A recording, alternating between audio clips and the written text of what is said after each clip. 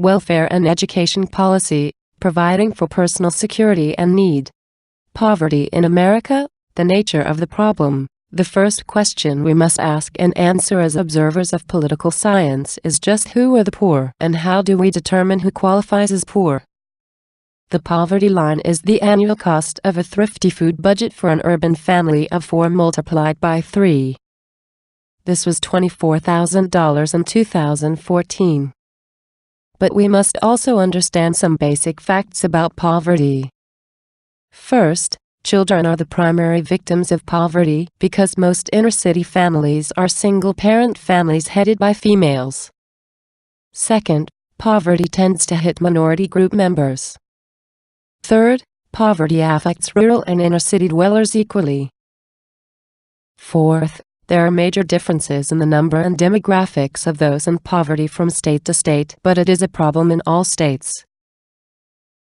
This map shows the states with the highest and lowest percentage of residents living in poverty. Those states in gold, including Alaska, Utah, Minnesota, Iowa, Wisconsin, Maryland, Delaware, New Jersey, Connecticut, Vermont and New Hampshire have less than 10% of their population living at or below the poverty level. Those states in green, including Nevada, Oregon, Washington State, Idaho, Wyoming, Colorado, Nebraska, North Dakota, Illinois, Virginia, Pennsylvania and Maine reported between 10% and 12.4% of their population living at or below the poverty level. Those states in blue, including California, Montana, South Dakota, Kansas, Oklahoma, Missouri, Indiana, Michigan, Ohio, West Virginia, New York, Alabama, Florida, South Carolina and North Carolina reported between 12.5% and 14.9% of their population living at or below the poverty line. Lastly, those states colored in orange, including Arizona, New Mexico, Texas, Arkansas, Louisiana, Mississippi, Tennessee, Kentucky, Georgia and Washington, D.C. had 15% or more of their state's population living at or below the poverty level. There are many factors that impact the poverty rate of a state, including demographics, the number and types of jobs available, the size of population and state laws or policies regarding the poor. So this is a problem that must be viewed from many different perspectives. Comparing child poverty rates. As can be seen in this graphic, the United States is much higher in the overall percentage of children living at or below the poverty level at 23% in 2014 in comparison to other Western nations including Italy at 17%, Great Britain at 15%, Canada at 14%, Germany at 9% and Sweden at 8%. But what this graphic doesn't mention is the overall tax rates that countries like Sweden, Germany, and Canada place on their populations to pay for anti-poverty programs as comparison to that of the United States. So these countries have decided to make a public policy decision to fund their social welfare programs through higher taxes, especially on those in upper levels of income. Living in poverty, by choice or by chance? In his 1980 landmark book, Losing Ground, Charles Murray examined state and federal anti-poverty and social welfare policies and discovered that many Americans believe poverty is a choice, while, in reality, most people are in poverty as a result of circumstance. The question facing each state and the nation as a whole is how do we approach the policy problem of poverty, hunger and homelessness? Do we approach it from attacking the root causes of poverty, or do we simply attack the symptoms through cash welfare and tax redistribution policies? This has become one of the greatest points of debate and difference between the political parties today.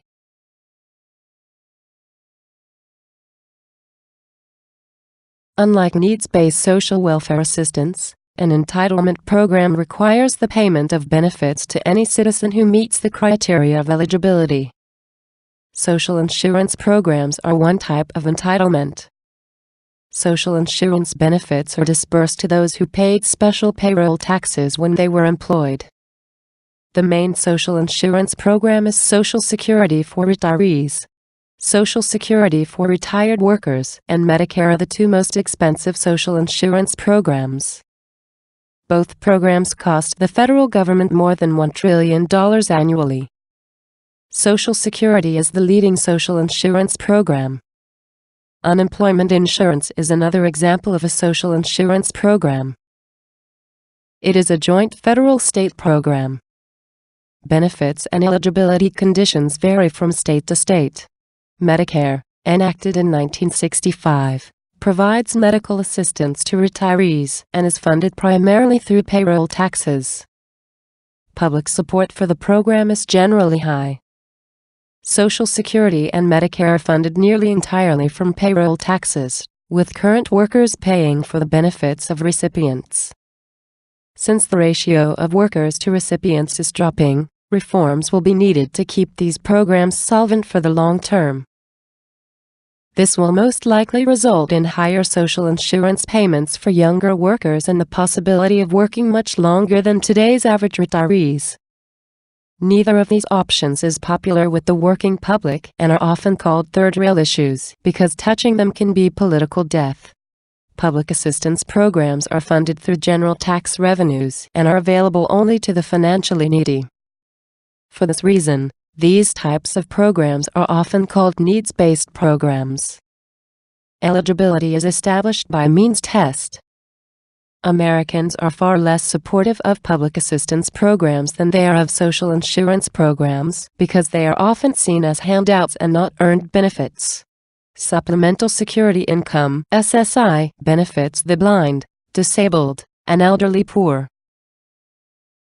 Aid to Families with Dependent Children (AFDC) was an entitlement program that assisted poor families, most of whom were fatherless due to death, divorce, or abandonment. The program was unpopular because beneficiaries were perceived as both dependent on the system and irresponsible.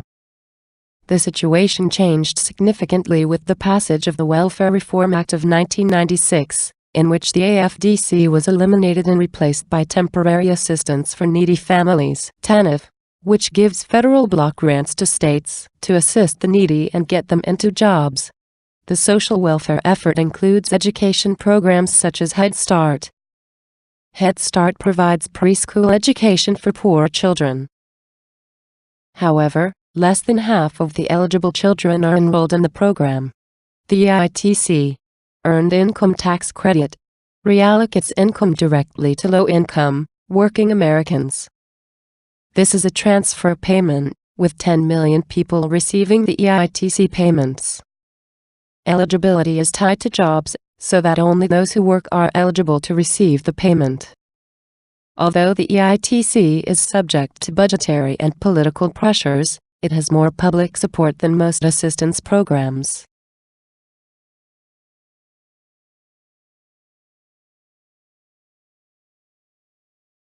This chart, provided by the U.S. Census Bureau, shows the net effect of social welfare and social insurance programs by age group. While those 64 and over were positively impacted by Social Security and Medicare, it is those under the age of 18 who still report poverty rates at 21.9%.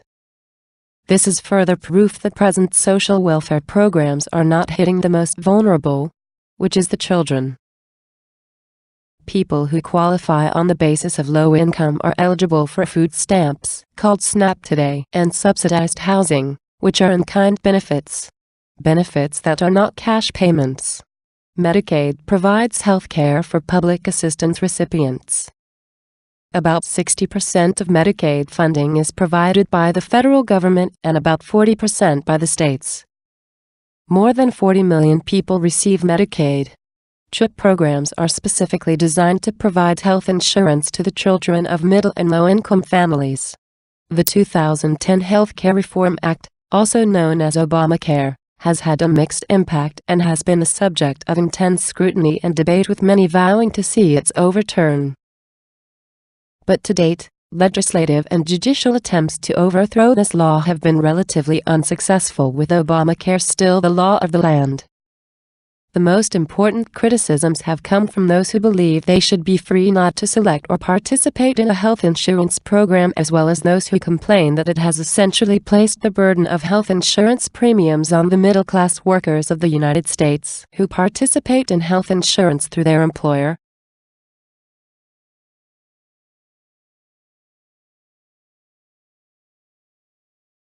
This graphic describes the process by which an applicant goes about requesting needs-based welfare assistance today. It starts with the potential recipient going to a local state welfare office and filling out an application. Next, the state welfare agency reviews the application form and interviews the applicant. The applicant's ability to receive benefits are investigated, and a means or income-based test is applied to determine eligibility. If approved, the applicant receives benefits based on the type of assistance they qualified for. This graphic shows the United States budget as of 2014. Notice that 19% of the budget goes to social welfare programs, including Medicaid. In comparison, Social Security and Medicare account for 35% of the national budget. So roughly 54% of the United States budget is dedicated to social programs, and 19% of the budget is dedicated to national defense.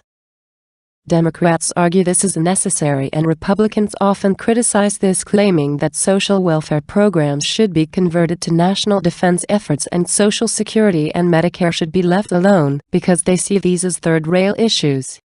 This graphic shows the United States budget as of 2014. Notice that 19% of the budget goes to social welfare programs, including Medicaid. In comparison, Social Security and Medicare account for 35% of the national budget. So roughly 54% of the United States budget is dedicated to social programs, and 19% of the budget is dedicated to national defense. Democrats argue this is necessary, and Republicans often criticize this, claiming that social welfare programs should be converted to national defense efforts and Social Security and Medicare should be left alone because they see these as third-rail issues. Although the U.S. spends more on its public schools than do nearly all other advanced democratic societies, its students perform less well on standardized tests than do students in most of these countries.